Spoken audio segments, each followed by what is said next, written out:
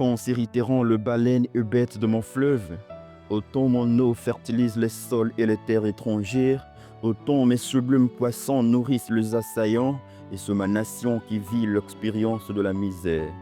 Quand se mutineront les bêtes sauvages de la forêt équatoriale, autant le bois de ces précieux arbres sont abusivement exploités, autant ces animaux sont débusqués par les troqueurs étrangers, et c'est mon peuple qui est victime de l'éternelle boulimie. Quand se vengeront nos morts gardiens de la richesse sous le sol, autant le diamant, le cobalt, le cuivre et les zinc sont délocalisés, autant les coltons et l'or sont illégitimement exploités, et c'est ma personne qui demeure sempiternellement assujettie. Quand se souleveront les véritables jeunes gens de la métropole qui voient et attendent le gémissement de leurs frères et sœurs dans la dure incursion tragique de la zone centre-ouest à l'est, soutenue par le foudre invisible aux effets palpables, quand se vengeront les filles et fils de ma partie est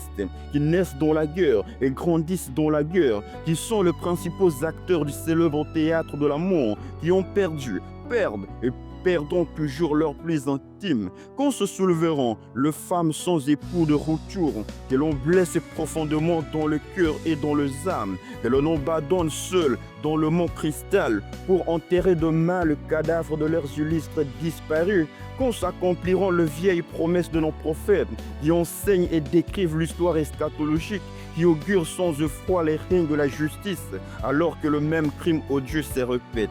Mais quand se vengera l'esprit puissant de Lumumba, dont le sang a coûté pour la paix et l'unité nationale, dont le courage a servi de modèle pour le vrai patriote, mais quand sera-t-il donc temps, vous, habitants de l'Est et de l'Ouest, concitoyens du Nord et du Sud, de porter les armes de la conscience pour une lutte à l'Est, car sans cette lutte, a dit le Maître, notre mère nourricière est morte.